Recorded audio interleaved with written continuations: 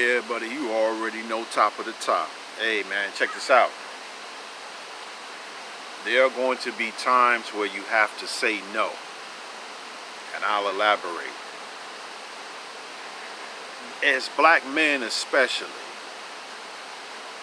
many times people will present an offer to you that's at the bare minimum.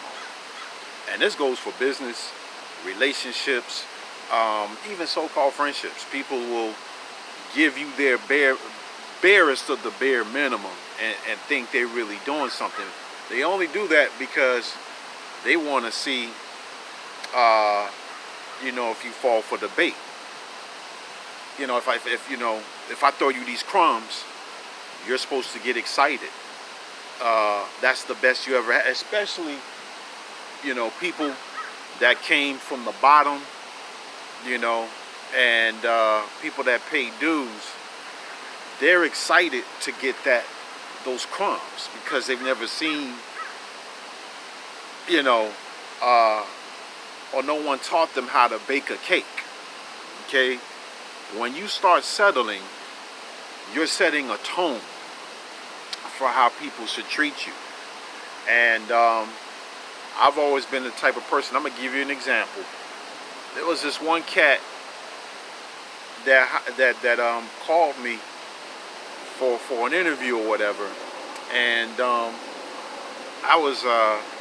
said, okay, let me see what he's talking about. So he talks up a good game, like, yeah, I saw, your background, such. When you want to start? I said, well, hey, I appreciate you reaching out to me, but what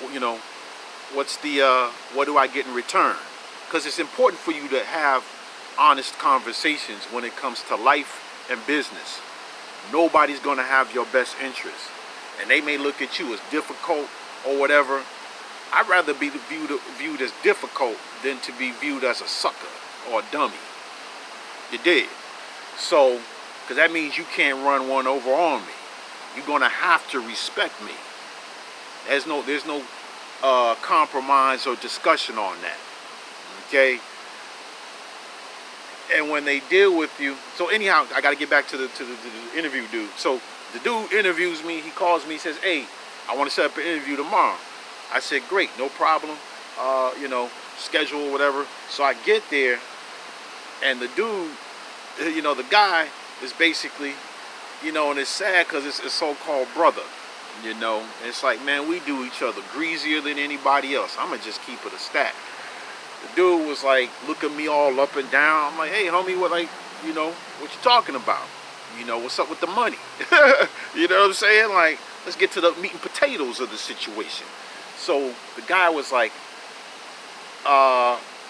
he brought another young lady with him at the time, and the young lady, she was cool, but you know how that go. That's the good cop, bad cop situation. So I know how that play out or whatever. So the dude is like, it's like, yeah, you dressed pretty spiffy today. I'm like, fool, what am I supposed to show up in? A t-shirt and some sweats? I know the standard is low, but geez, you disrespecting me now. So after that whole number, I said, look, man, what's the money looking like? Well, when they start with the well, you already know where it's going. Dude was like, yeah, so,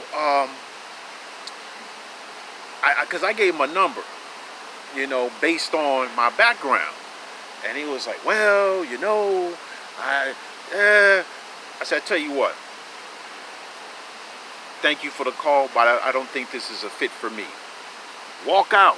Know when to walk out, man. I ain't gonna let you punk me. It ain't gonna go down like that. Anybody that's dealt with me, I drive a hard line. Relationships, business, I'm gonna hold you accountable for what you say, what you do, how you conduct yourself, and how you approach me.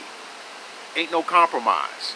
And you gotta fight for what you deserve. Not for what you want, but what you deserve.